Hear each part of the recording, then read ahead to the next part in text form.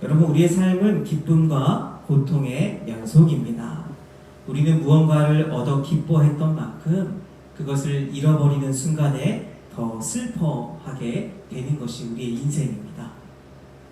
사랑하는 여자친구가 생겨서 행복했지만 헤어지게 되면서 더 큰 고통을 경험하게 됩니다. 인생의 기쁨과 고통이 미리 예고되어지면 좋겠지만 급작스럽게 우리에게 찾아오고 또 그 현실을 강요받는 것 같이 느껴지는 경우들도 참 많습니다.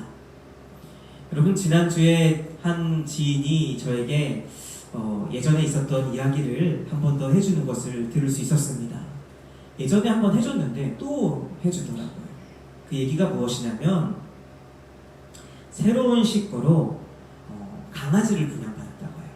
이 마르티즈를 분양받았는데 얼마나 예쁘고 사랑스럽던지, 얼마나 자녀들이 그 강아지를 좋아하던지 막내딸처럼 여기며 사랑하며 키우게 되었다고 합니다. 이름을 무엇으로 지을까 고민하다가 히어로처럼 히어로라고 지었다고 하더라고요. 그래서 히어로를 사랑으로 키우는데 예방접종하는 가운데 몸에 바이러스가 들어왔고 바로 분양한 지 3주 만에 떠나보내게 되었다라는 이야기를 하는 것을 볼 수 있었습니다.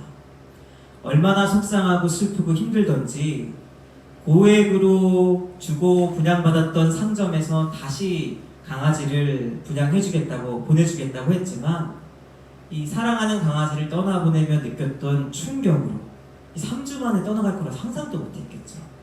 막내딸이 생겼다고 좋아했는데 그 충격이 하나의 트라우마처럼 마음에 자리 잡히면서 분양받지 않겠다, 또 떠나보내는 고통을 받고 싶지 않다라고 고백하는 것을 듣게 되었습니다.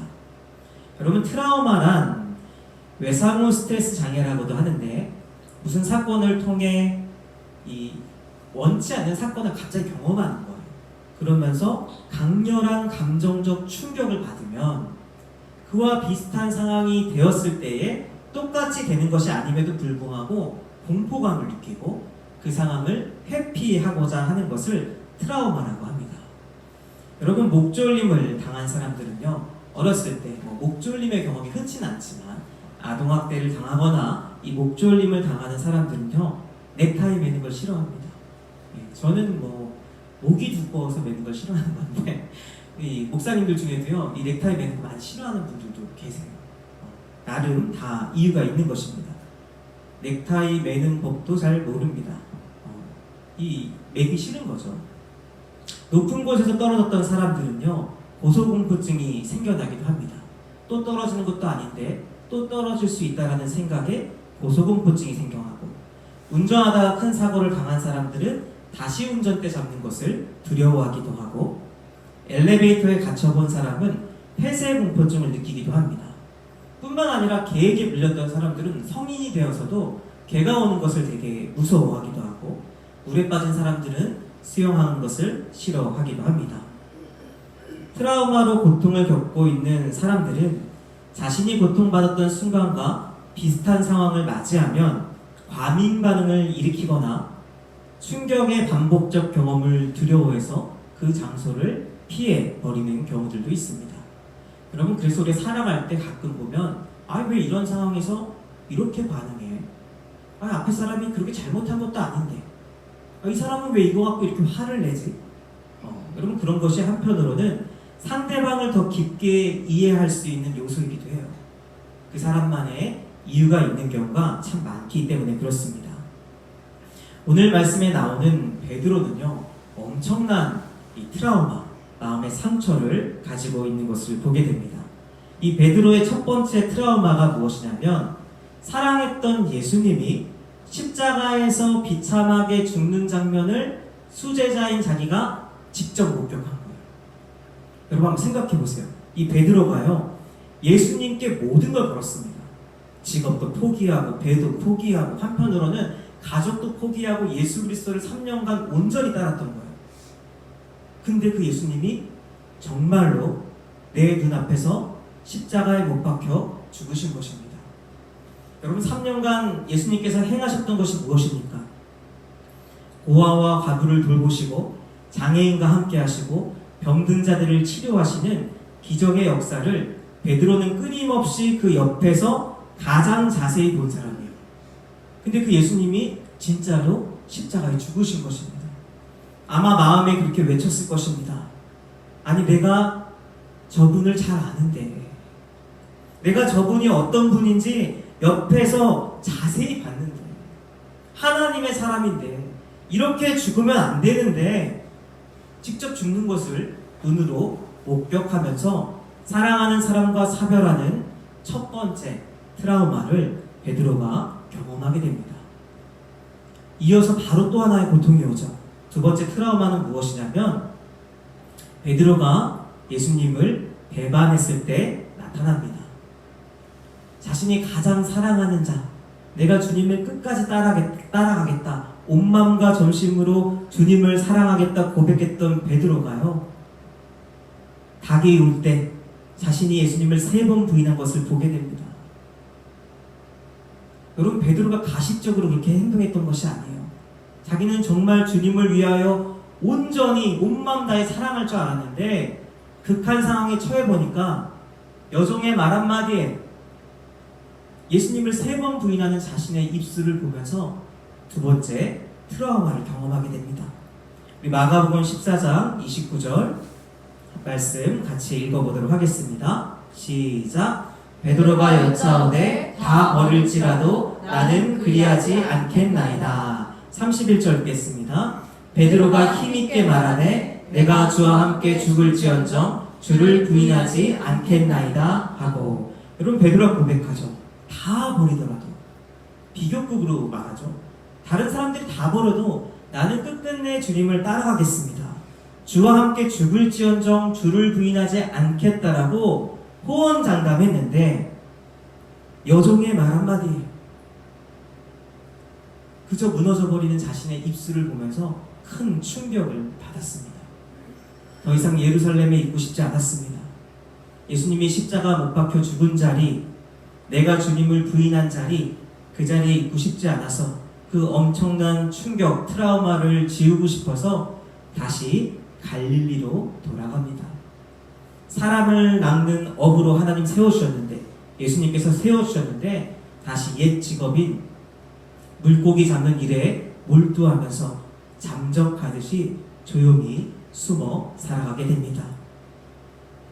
여러분, 우리가 큰 상처를 받고 고통을 받으면 첫 번째로 하고 싶은 게 숨는 거예요. 나를 내버려둬라. 나 혼자 있겠다. 그런 마음이 듭니다. 여러분, 실은 고통이라는 것을 누군가와 함께 짊어지는 것은 한계가 있긴 합니다. 궁극적으로 고통이라는 것은 하나님 안에서 고독의 시간, 홀로 만나는 시간을 통해서 회복하고 치유되어야 할 부분이 있어요. 잠적하고 숨는 것을 말하는 것이 아니라 하나님과 내가 1대1로 만나면서 회복하고 치유해야 하는 부분들이 있는 것입니다.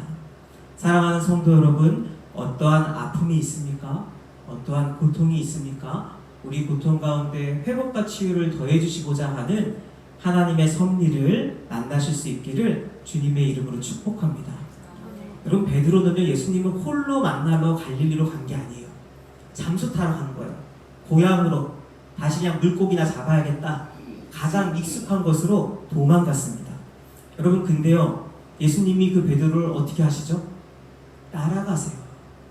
그의 삶의 자리로 따라가세요. 따라가셔서 뭐라고 합니까? 너는 나의 수제자라고 해놓고서 배반하냐? 너 배반할 때 나랑 눈 마주쳤지? 너 괜찮겠냐? 내가 부활했는데 여기 남아있는다고? 갈릴리에 숨어있는다고? 여러분, 예수님 이렇게 정죄하셨나요? 그렇지 않아요. 예수님 이미 다 아셨죠. 상처 가운데, 아픔 가운데 있는 베드로에게 찾아가셔서 새 소망을 주시며 베드로가 가졌던 트라우마보다 더 놀라운 하나님의 역사가 그 자리에 임하는 것을 보게 됩니다. 예수님께서 치유해 주신 첫 번째 치유는 뭐냐면 베드로가 가지고 있는 장소의 트라우마를 회복시켜 주십니다. 여러분, 장소에 대한 트라우마가 있을 수 있어요. 그럼 무대 위에 섰는데요, 아무 말도 못하고 무너지는 경우들이 있죠. 발표를 해야 되는데 말을 끊임없이 더듬는 경우도 있고, 가창평가를 하는데 너무 긴장해서 준비한 대로 하지 못할 때가 있어요. 그럼 그 자리에 쓰는 것이 무서워집니다. 사람들 앞에 서는 것이 무서워지는 것을 보죠. 제가 중학교 때 한 친구랑 이 골목길을, 이 도산공원 근처에 있는 한 골목길을 가는데, 중학교 때 한 형이 저희한테 그 손짓을 하더라고요. 이리 오라고. 그래서 갔더니 여기 건물 이사하는 게 있는데 좀 도와줄 수 있냐 물어보더라고요. 그때만 해도 굉장히 순진했습니다. 그래서 잠깐 도와주면 되겠지, 무거운 짐을 드는 걸 도와주면 되겠지 하고 따라갔어요. 그래서 따라가서 한 빌라에 들어가서 빌라 옥상으로 가더라고요. 저랑 이제 우상업이라는 친구랑 같이 간 건데, 옥상에 딱 올라갔더니 유리로 이렇게 칼을 만들어 놨더라고요. 유리를 깨가지고 이 뒷부분에 손잡이 부분에 휴지 같은 거 말아가지고, 그래서 이걸로 칼을 잡고 저희를 위협하는 거예요. 그러면서 지갑에 있는 돈 다 달라고. 중학생이 돈이 얼마 있겠어요. 그래서 이 둘이서 참 비굴하게 이 돈을 뺏겼던 기억이 있는데, 여러분 그 다음부터 그 골목길 잘 안 가게 되더라고요. 그 길로 갈 바에 좀 돌아가고 피해가는 거, 이런 것이 한편으로는 장소의 트라우마입니다. 여러분 베드로는 어떤 장소에 트라우마가 있었을까요? 요한복음 18장 25절 말씀 한 목소리로 같이 읽겠습니다. 시작. 시몬 베드로가 서서 불을 쬐더니 사람들이 묻되 너도 그 제자 중 하나가 아니냐? 베드로가 부인하여 이르되 나는 아니라 하니. 여러분 베드로가 예수님을 부인한 자리가 어디냐면 불을 쬐던 자리예요. 그러니까 불을 쬐던 자리에서 한 여종이 나타나서 너도 그와 함께 했던 제자가 아니냐 이야기했더니 베드로가 부인하면서 아니라고 3번 얘기했던 것입니다. 여러분 그때 내가 차마 상상할 수 없을 정도로 주님을 부인했던 끔찍한 트라우마가 임했던 그 순간의 장소가 각인되는 거예요. 불 쬐던 장소, 불 피운 장소. 그래서 이 베드로는요, 불 피운 장소에 대한 트라우마가, 아픔이 있는 것입니다. 뭐 이런 일이 있을 수 있죠. 어느 날 갑자기 고기를 구워 먹는데 앞에 있는 사람이 뭔가 기분이 갑자기 안 좋아져요. 뭔가 불안해요. 그럴 때도 그런 아픔이 혹시 있을 수도 있는 거예요. 다 그런 건 아니지만. 근데 베드로에게는 그러한 아픔이 있었던 것입니다. 그때 예수님께서 베드로를 처음 만나주시는 장면이 나오는데요. 요한복음 21장 9절 말씀 같이 읽겠습니다. 시작. 육지에 올라오니 숯불이 있는데 그 위에 생선이 놓였고 떡도 있더라. 아멘. 예수님이 처음으로 베드로를 만나는 장면이요, 숯불이 있는 장면이에요. 불 있는 자리에서 주님을 배반했는데 그때 그 장소를 다시 재현시키는 것처럼 다시 그 장소에서 예수님을 만나주시는 거죠. 예수님을 만나는 그 순간에 베드로는요, 가장 고통스러운 기억을 떠올릴 수 있는 그러한 상황에 외면하고 도망치고 싶었던 그 상황에서 예수님을 만나게 됐던 것입니다. 여러분 이러한 의미가 무엇이냐면 주님이 다시 그 상황을 재현하면서 새로운 하나님과의 역사를 써내려가는 거예요. 내가 가장 아파했던 순간, 가장 힘들었던 순간에 사람들의 궁극적인 질문이 무엇일까요? 내가 가장 처절했던 순간, 내 안에 의식하던 무의식이던 그 안에 궁극적인 질문은 무엇이냐면 하나님이 살아계신데, 욥의 질문이죠.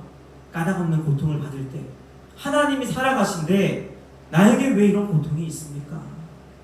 그럼 불신의 영이 임하는 것입니다. 하나님이 살아계신데 우리 집에 왜 이러한 고통이 있습니까? 왜 이러한 일이 일어납니까?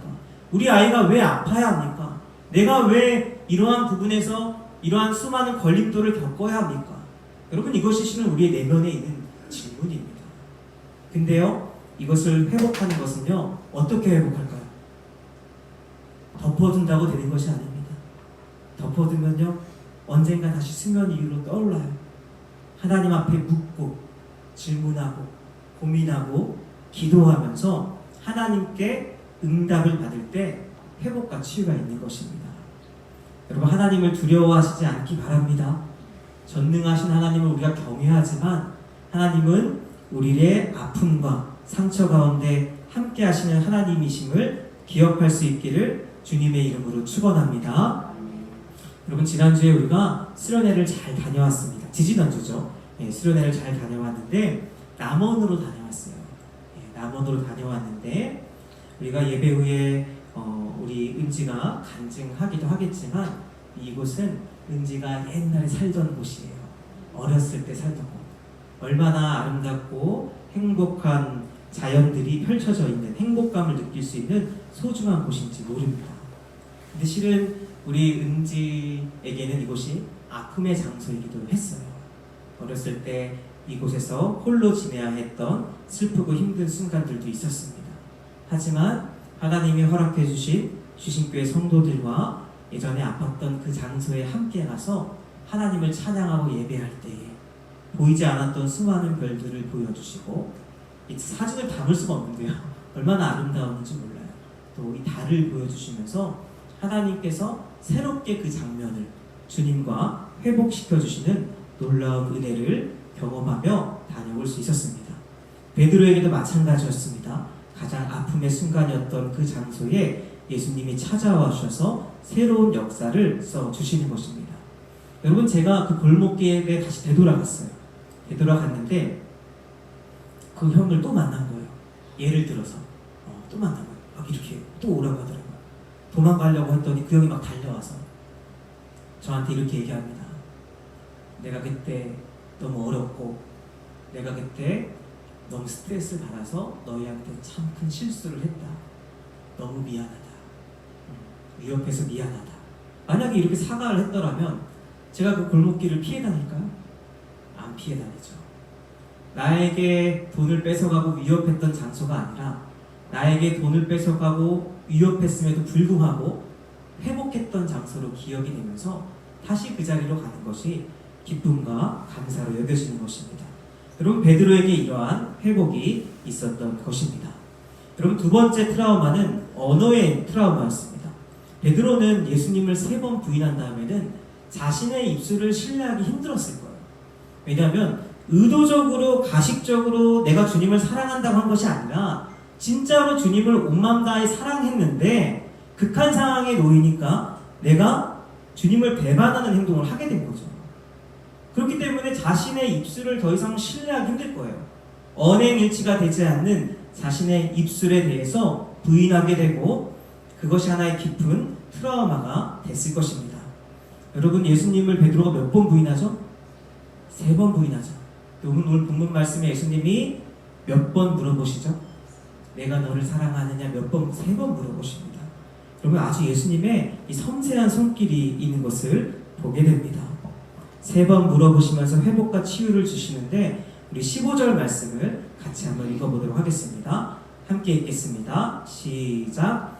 그들이 조반을 먹은 후에 예수께서 시몬 베드로에게 이르시되 요한의 아들 시몬아, 내가 이 사람들보다 나를 더 사랑하느냐 하시니 이르되 주님 그러하나이다. 내가 주님을 사랑하는 줄 주님께서 아시나이다. 이르시되 내 어린 양을 먹이라 하시고. 아멘. 여러분, 3번 부인한 베드로에게 3번 물어보시는데 개바라 부르지 않고 옛 이름을 부르죠. 다시 원점으로 돌아가는 것입니다. 다시 처음으로 돌아간 그 자리에서 3번 부인했던 베드로의 입술을 3번 내가 주님을 사랑하는 것을 주님이 아십니다 고백할 수 있도록 회복을 더해 주시는 거예요. 여러분, 예전에 베드로에게 내가 나를 사랑하느냐 물어봤다고 한다면 그럼요, 내가 가장 사랑합니다. 내가 이 누구보다 주님을 사랑하고요, 모두가 주님을 버리더라도 나는 끝끝내 주님을 사랑할 것입니다 라고 자신이 주체가 되어서 주님을 사랑한다 고백했을 텐데, 오늘 고백에 보면요 이렇게 이야기합니다. 내가 주님을 사랑하는 줄 주님께서 아시나이다. 여러분, 아주 여기 깊은 통찰이 있는 거예요. 이전에는 내가 주님을 따라다니는 것도 내가, 이 마음에 내가 중심이 되어서 내가 신앙으로 하나님 앞에 나아갔는데 하나님 앞에 하염없이 무너진 그 다음에 베드로는요 내가가 아닙니다. 주님이 하십니다. 우리가 왔습니까? 이 자리에 주님이 인도해 주시는 거예요. 여러분, 나의 힘으로요 나의 신앙을 지키지 못합니다. 목사인 저도 그렇습니다. 똑같습니다. 하나님이 은혜를 주시고 붙들어 주셔서 우리가 이 자리에 있을 수 있는 것을 고백하는 우리 주신교회 성도들 될 수 있기를 주님의 이름으로 축복합니다. 예수님 뭐라고 질문하시냐면요, 내가 이 모든 것들보다 나를 더 사랑하느냐? 내가 이 모든 것들보다 나를 더 사랑하느냐? 여러분, 이 질문에 정확히 내가 주님을 사랑합니다 고백할 수 있으면 됩니다. 이게 여러분 우리 신앙의 여정에 주님이 궁극적으로 우리에게 해주시는 질문이에요. 여러분, 베드로는요 이제는 내가로 대답하지 않고 주님이 인도해 주십니다 고백할 때 세 번째 트라우마, 사람을 낚는 어부가 됐음에도 불구하고 다시 물고기 잡죠. 나는 사람을 낚을 수 없어, 나는 주님의 제자답게 살지 못했어. 이 트라우마에 다시 물고기 잡는 어부로 되돌아갔을 때 이 사명의 트라우마를 회복시켜 주십니다. 우리 17절 말씀 마지막으로 함께 읽겠습니다. 시작. 세 번째 이르시되 요한의 아들 시몬아 내가 나를 사랑하느냐 하시니 주께서 세 번째 내가 나를 사랑하느냐 하심으로 베드로가 근심하여 이르되 주님 모든 것을 아시오매 내가 주님을 사랑하는 줄을 주님께서 아시나이다. 예수께서 이르시되 내 양을 먹이라. 주님이 내 양을 맡기시죠. 여러분, 신학자들은 많이 비교합니다. 주는 그리스도시요 살아계신 하나님의 아들입니다. 베드로가 가장 빛나는 순간이죠. 가장 놀랍게 빛나는 고백을 하는 순간에도 내 양을 맡기지 않으셨어요. 근데요, 고통을 당하고 내 안에 답이 없음을 알고 절망 가운데 하나님이 아십니다, 주님이 아십니다 겸손한 마음으로 고백하는 베드로에게 사명을 회복시켜 주시면서 내 양을 먹이라 말씀하십니다. 내 양이 아니라 내 양입니다. 주님의 양을 먹이라 말씀해 주시는 것입니다. 사랑하는 주신교회 성도 여러분, 어떠한 아픔이 있습니까? 어떠한 고통이 있습니까? 예수님께서 기다리세요. 회복과 치유를 주십니다. 회복과 치유를 받으면요 이전과는 다릅니다. 내가 가장 연약하고 부족했던 모습에 대해서 우리는 생각하기 싫어하는 경우가 많지만 하나님을 신뢰하며 입술을 열어 주님 앞에 기도하실 수 있기 바랍니다. 그 가운데 우리를 방치하셨던 것이 아니라 지금까지 지켜주시고 함께 하셨던 하나님이 나의 가장 아픔의 자리에서 함께 하여 주심으로 사명을 회복시켜 주시고 나의 삶의 주인이 주님이심을 고백하게 하는 놀라운 은혜가 우리 주신교회 성도들 가운데 그 삶 가운데 넘쳐나기를 주님의 이름으로 축원합니다. 아멘.